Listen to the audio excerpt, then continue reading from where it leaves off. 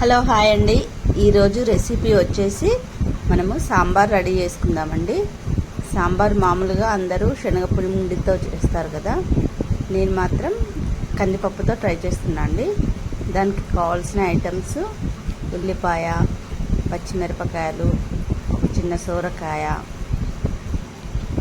అంటే మన దగ్గర బెండకాయలు ఉంటే కూడా వేసుకోవచ్చండి. ప్రస్తుతానికి నా దగ్గర లేవు కాబట్టి ఉన్న వాటితో నేను సాంబార్ చేస్తున్నాను. మునక్కాయలు, ఒకటి కూర దోసకాయ, కరివేపాకు అన్నీ కట్ చేసేసి పక్కన పెట్టేసుకున్నానండి.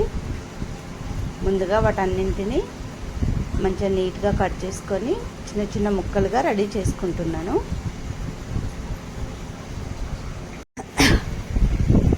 మునక్కాయలు, సాంబార్ పౌడర్ కూడా యూజ్ చేసుకోవాలండి, టేస్ట్ మంచిగా వస్తుంది.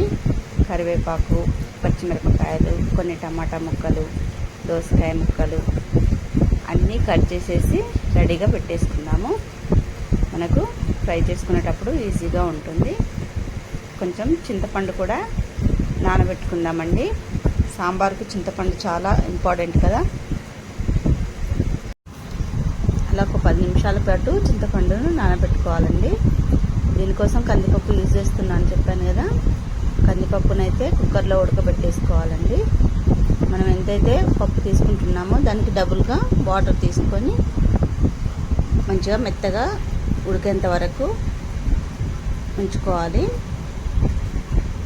దాంట్లోనే కొంచెం వాటర్ పోసేసి పప్పులాగా చేసుకొని పక్కన పెట్టేసుకోవాలి.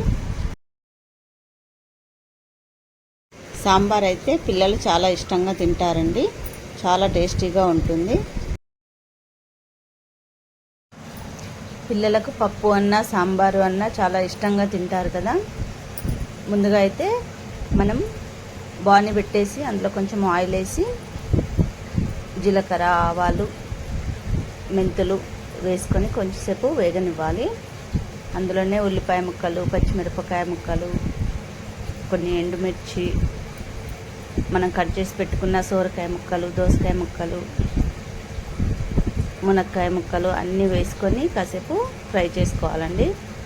అందులోనే కొంచెం పసుపు, కారం, తగినంత ఉప్పు యాడ్ చేసుకొని మంచిగా మగ్గనివ్వాలి. మగ్గిన తర్వాత కాస్త వాటర్ పోసి అవి కాసేపు ఉడికిన తర్వాత మనం రెడీ చేసుకున్న పప్పు ఉంది కదా అందులో పోసేసుకోవాలండి. అది మంచిగా మసలనివ్వాలి. కాస్త మసిలిన తర్వాత మనము చింతపండు రసం అందులో పోసుకోవాలండి. మా ఇంటి దగ్గర ఏరోప్లేన్ ఎంత కింద నుంచి పోతుందో చూడండి. పప్పు మసిలేలోపు మనము దాంట్లో సాంబార్ పౌడర్ని అయితే యాడ్ చేసుకోవాలండి. మరుగుతున్న దాంట్లోనే సాంబార్ పౌడర్ పోసేసి ఇంకాసేపు మరగనివ్వాలి.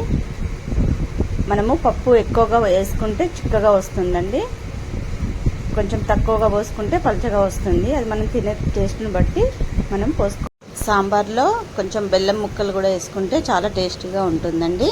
మనం తినడానికైతే సాంబార్ రెడీ అయింది. కాస్తంత అన్నం వడ్డించుకొని సాంబార్ వేసుకొని తింటే ఉంటుంది, వావ్ అంటారు. సాంబార్ టేస్ట్ అయితే సూపర్గా ఉందండి. మీరు కూడా ట్రై చేయండి, లైక్ చేయండి, సబ్స్క్రైబ్